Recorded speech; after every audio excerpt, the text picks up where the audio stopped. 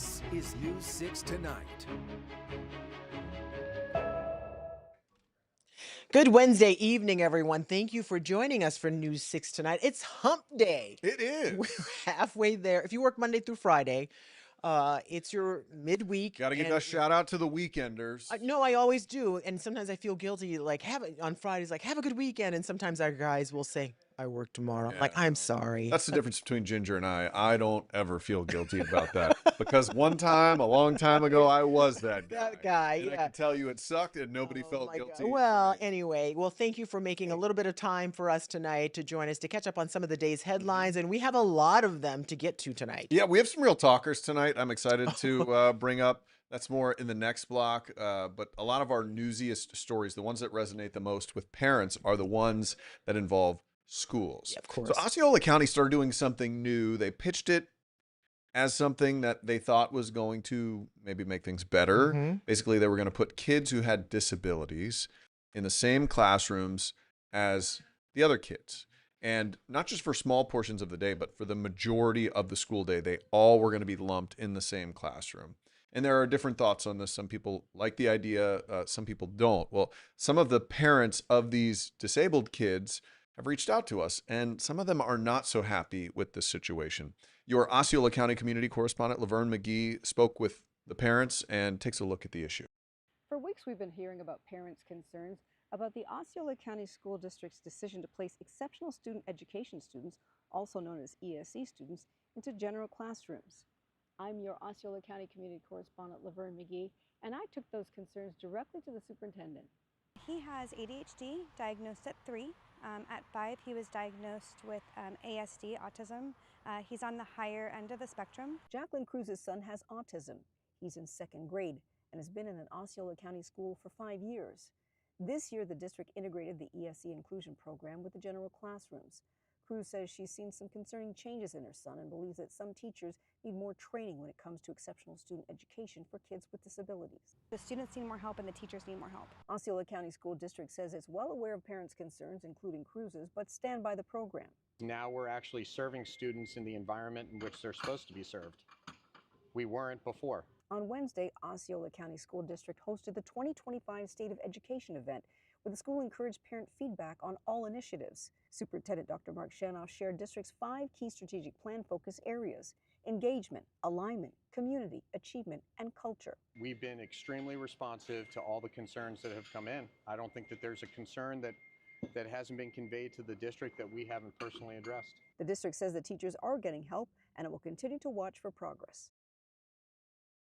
Tough situation in trying to balance this. Now, Osceola is close to being ranked an A district. It's in the neighborhood of that, which is really good. Got to give them some flowers for that. Yeah. However, there are some real questions about the future of how this program is working out. When a special needs child is integrated into the classroom, you wonder a few things. You wonder, is that special needs child getting the attention that they need and be able to learn the way they have to, which is different? Is the teacher... Yes. So do they have enough helping them? And are the other kids in the classroom able to have some of the focus as well so they can get the learning done that they need? So complicated situation. It's a business and a system that I'm glad I don't have to try to figure out. Of course, but you feel for the people, the parents who have to navigate that. The other thing I was just saying that, and I think Laverne brought it up, you want teachers who have special training to deal with your child because your child has special needs. And I think just teachers who are in the classroom normally have to have special training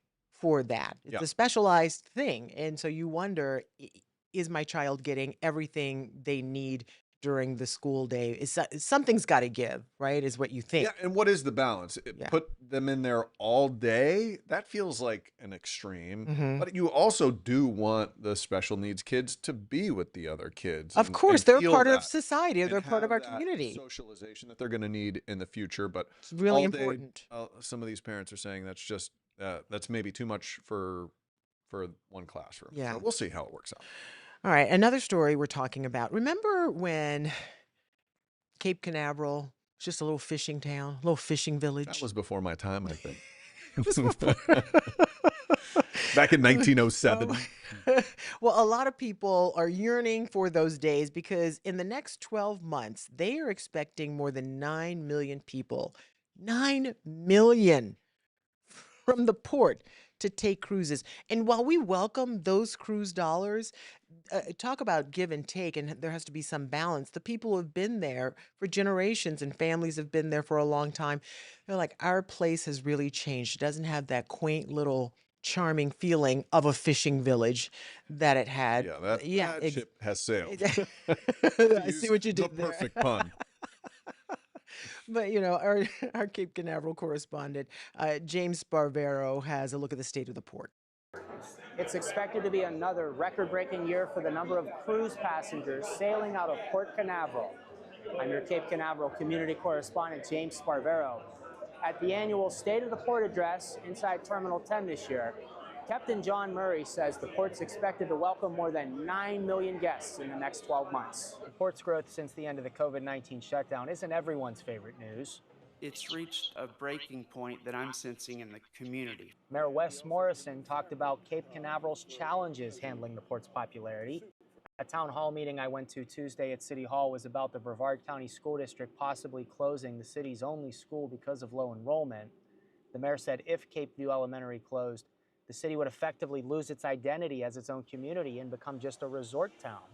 From traffic, from safety, from the transient population, and it's caused a lot of stress on this community. I know it's not all positive. People do have concerns about growth, right?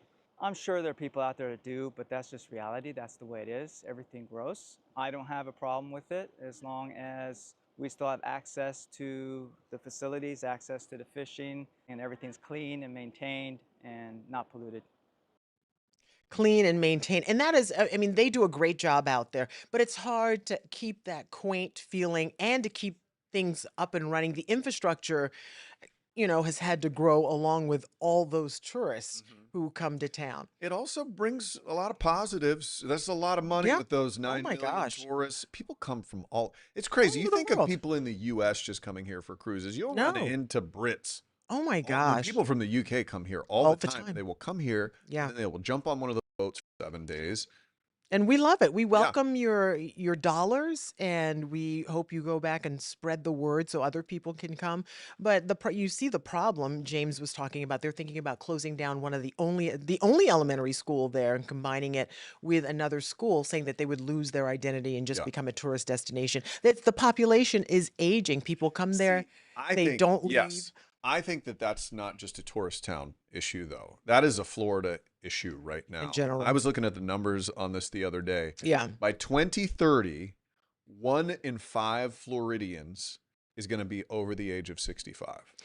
Over the age of 65. Somebody who's probably retired, doesn't work anymore. And everybody else, well, of course you have. And you the don't leave. The 1 to 18 is also a big Yeah. population, 1 to 22 if you're in college. Sure. And so that there's that middle population that's going to do all the work for this state. And do you wonder if that situation is going to be sustainable for our economy?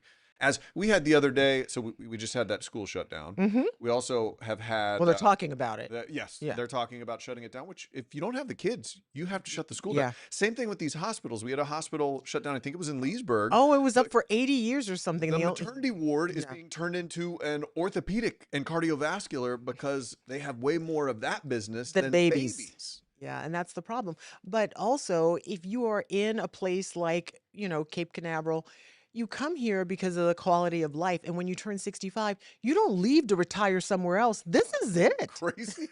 Where are you going? Blood has thinned. We cannot handle winters anywhere else when we've been here for I was 3 born years. here to retire here. That's right. so, Yeah. So it's an interesting issue. I think that whole aging thing, I'm trying to work together a story here to put it into perspective for folks of what this could mean in the future. Yeah. And how politicians are going to try to arrange our economy to be able to survive. You have That's an more 60 out of weight and issue. no offense to the 65-year-olds. Thank you for doing everything you've done They're and great. and They being have all the money. successful. They're doing great, and that's good. 100%, But you yeah. have to have those younger workers. Yeah, in you an gotta balance it economy. out. It's just it's the basics of Yeah. economics. All right, so we've been talking a lot about the SNAP benefits. Those are cut in half. Still waiting to see when and if those checks can come through from the government shutdown, which is now the longest in history, by the way. Well, local people and businesses. This is what I love. This is positive. gosh. They're just trying to step in to fill the void. I know Mhm. my church is, collecting food and giving money to Yeah. food banks to Yeah. try to help out. And even small places, small businesses, Mhm. including a restaurant that we found out about in our neighborhood network. Your community correspondent, Emily McLeod, takes us to a very giving restaurant in Umatilla. As many people in Central Florida face uncertainty surrounding benefits such as SNAP during the government shutdown, a local restaurant here in Umatilla is stepping up and giving away free food to kids who need it. The Mason Jar in Umatilla is collecting donations to make sure kids don't go hungry while the government remains shut down. Justin Scamardo is the owner of the Mason Jar and says in 4 days they raised $1,600 to make pre-packed lunches for kids. To get a bag lunch, the restaurant shared this post on social media saying to come in and ask for a Mason Jar bag. The post says you can get one for every child present every day, no questions asked, and no purchase necessary until SNAP benefits are restored in Florida. We're a restaurant, we're part of this community. My philosophy on hospitality is if you can help, you should help. So we've been blessed, we're in a position to help people. It felt like a no-brainer. Okay, that story, honestly, earlier today, it's not always the stories that have puppies and little kittens in it that make you misty. This story made me misty because it's this one guy, Mr. Justin, who cares about his community, and there are kids in the community who can't vote, right? They depend on us to make the right decisions for them. They shouldn't be hungry and they shouldn't suffer. And he is making sure that they don't. And I love somebody like that and will support that guy and his business. And I hope you guys Oh, go out to yeah. the Go Mason buy Jar some and do it sandwiches every next time I'm in single day. No Umatilla. questions asked. I like None. it. And you could tell, I don't know, if you've ever been to Umatilla, it's just kind of a great Yeah, it's sweet. hometown Yeah. place. It could almost be in another state from Mhm. Orlando. And you can see the folks with the cowboy hats on. And those are the kind of people who are giving Those to are make it possible real people. as well. And we are so proud to have them in our community. Love We it. love those guys. We Yeah. need them. That's for Mhm. sure. Hey, coming up after the break, this is going to be our talker segment. We Oh, may even argue. I don't know how you feel about some of this I'm not stuff. afraid to throw hands. We start talking about cloning dogs. Ginger, she bows up on me. We'll be right back after the break.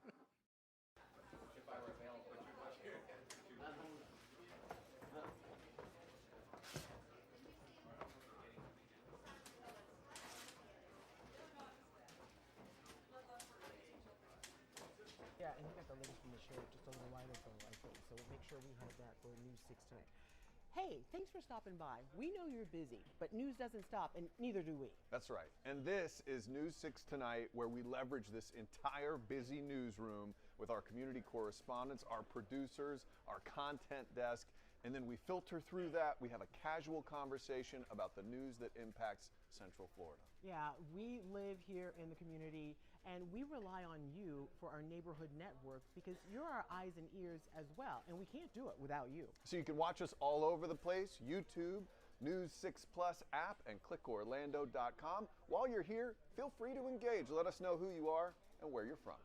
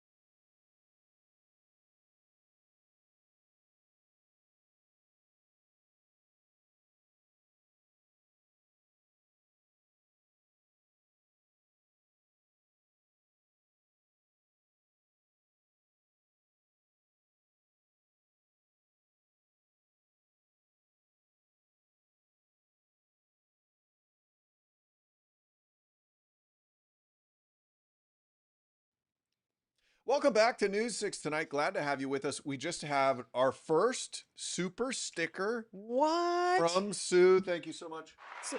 Sue. Hey, Amazing. everybody. I didn't even know what that was but apparently folks can just throw out. Now that we know, hey, everybody, be like cash. Sue. Be like Sue. Sue, thank you. Thank you, Sue. That's We appreciate very you. sweet. We appreciate it. Our first super sticker ever on YouTube. We love it. So that's good. Sue's in history books now Mhm. with us. Okay, here's a story that had a lot of people raging, and by a lot of people, I mean Matt Austin. There's a new. Okay. You're gonna get to No, defend I'll yourself in a explain second. myself. Just Be careful. calm down. I like to get the crowd worked up and on my I side know. first. Get them in a There's a lather. new law meant to make life easier for expectant moms. It's not easy, as some of you may know. I've never birthed a child. You certainly have not, but you're a dad. But pregnant women have a hard time sometimes. Yes. Well, now there's a new law that a lot of people didn't know about. But for $15, pregnant women can get a handicap placard, hang it, and then park in a handicap spot. They get it for a year. And they get it for 1 year. You're pregnant for 10 months, basically, almost a year. And a lot of people are not happy about it because it takes away a spot from a person who people say they are actually handicapped. They have they drive a van that's outfitted. Yeah. And I you think have we can all agree pregnant women, no one would consider them disabled. no. Yes. But there are some who have difficult pregnancies Absolutely. and sometimes they're on bed rest. But when you get further along, things get a little more difficult and you want an easy little jaunt to the door to go and do whatever because you're not disabled, but things are a little harder for you because you're building a whole person in your Yes. with your person.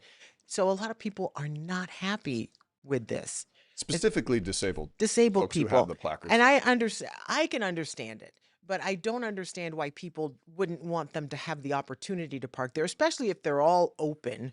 And sometimes they are, but then when you need it, that's where the problem is. Yeah, so I think we have a full screen with some information on it just about this. This law just came into effect, passed unanimously by the House and Senate. And Of course, back in June. a lawmaker doesn't want to say, No. oh, I don't like pregnant women. Of course, No. everybody loves, we need pregnant women, signed by the governor in June. We need them in Cape Canaveral. So the in women can get particular. these placards at any point in the pregnancy. Yeah. They get it for a year, costs $15 for 1 year, which is the same price as someone who has a disability. You do need a doctor's note just confirming that you're pregnant. Now, people, women who have difficult pregnancies, they can already get a placard. They can go Sure. to their doctor and they can But this get is just for if your pregnancy is easy peasy and whatever yes, breezy. you could be 2-3 months pregnant and get this. Not that I don't think many women are actually going to probably take part in this. No, and that's what we haven't seen yet. We don't know the numbers yet because it's still relatively new and just coming into the spotlight.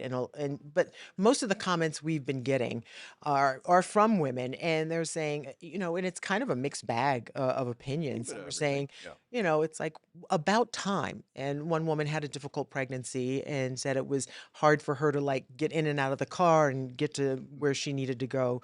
But I can certainly understand if you're taking up a spot for somebody who really needs that So spot. I'm a little passionate about this because my dad Yeah. is in an electric wheelchair. He drives this big van and he has to come out the side of it. I don't know if most people have really seen how that works, but it's not really about being up front for people with disabilities. It's about having that space to the side. Because when someone parks next to my dad, he can't get out of the car. There's He a can't get ramp out of the van. that has to come out. It has to come out about 6-7 feet Yeah. and then lower him down. And then he needs more room to be able to get out Which is from his why big those wheelchair. spots are so, they're very spacious, They but are. they're that way for a reason. And there currently are not enough of them. There's nobody really out making sure that a shopping center has enough disabled parking spots. And Sure, you'll that's see fair. them get painted over, or an EV spot will all of a sudden be where a disabled spot is supposed to be. taking it away. We So don't want that. A lot of these disabled people feel forgotten anyway.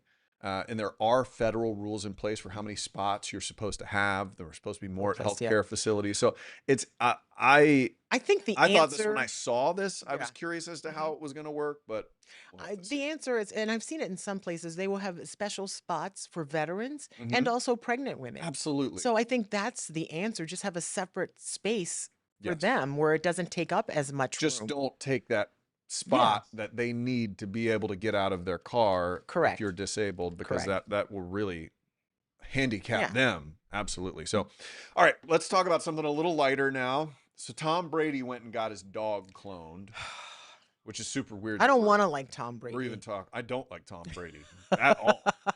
I don't like him. I don't like his clone. Why did you dog. look around the newsroom when you Because said I that? was You waiting. think I looked around to see if there are any Patriots fans who might sneak up behind me. So everybody all of a sudden wants to do this now with $50,000.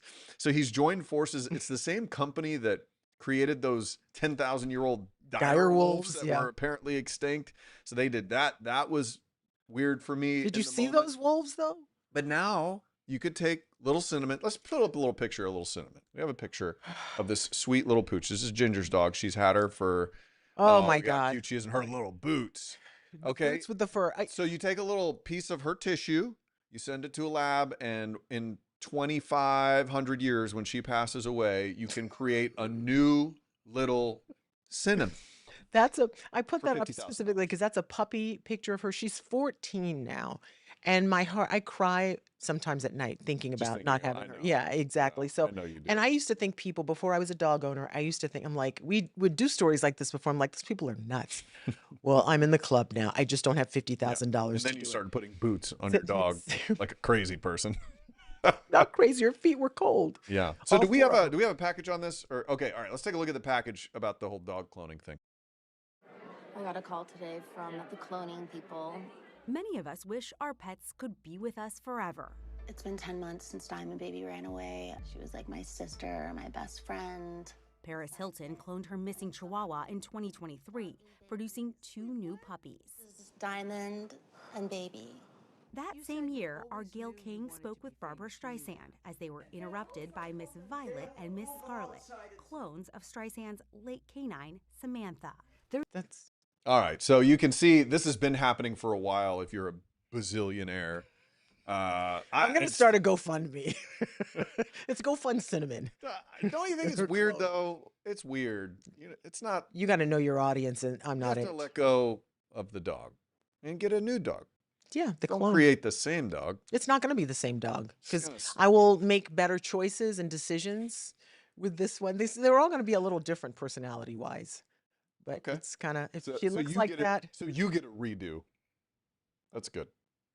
All right, that's not weird at all. Let's get over to Jonathan Kegas before Ginger flips his table over on me. Kegs, would you ever clone your dog? No, I mean, Weird. not only, yeah, you. I mean, like, of course, She's it's leaving. 50. I'm coming in. She's there. taking her earrings off. Better watch out. Lock that door. Wait, she would clone? She would do it. Yeah. Oh, I mean, I don't have oh, $50,000, Jonathan, to I do mean, that's that. okay. All right, money aside, gosh, I don't know. I mean, like, it's not really the same dog. Exactly. It's the same makings of it. Yeah. And then it that's what can I come like. back and like, I don't know, like you see the movies, like it's What if it came back and evil attacked you version. and your Tear my favorite throat out? exactly. Yeah, kills you in your sleep. Then I deserve Was it. it Cujo? Yeah, Yeah, Cujo, yeah. Cujo version. Like there's like stuff could get wild. If you out think there. a 10-pound Yorkie poo is going to come back as Cujo, we got to Never know. talk. Oh, I've seen those things. They've got a lot of bark to them. Delicious. If Yorkies were the size of Mastiffs, they would have taken over the world already. I know, yeah, It would for be sure. Over. All No right. question. So, Jonathan, we are a little low on time. I know you're going to have some good stuff about the weather. All the changes coming up at 9:30. You got it. Yeah, 30's coming our way next week. We're gonna break it all down. Oh man, that guy's good at a quick tease. All right, Ooh, shuck and share when we get back. Oilers. It's good. stay with us. Welcome to News 6 Tonight. We are so thankful that you're joining us here wherever you found us. Yeah, you know what this tells me? If you have made this your new streaming destination, it tells me you're smart, also good looking, because you chose to watch the news in a different way. That makes you really smart. Anybody can give you the news from a teleprompter or an old newspaper.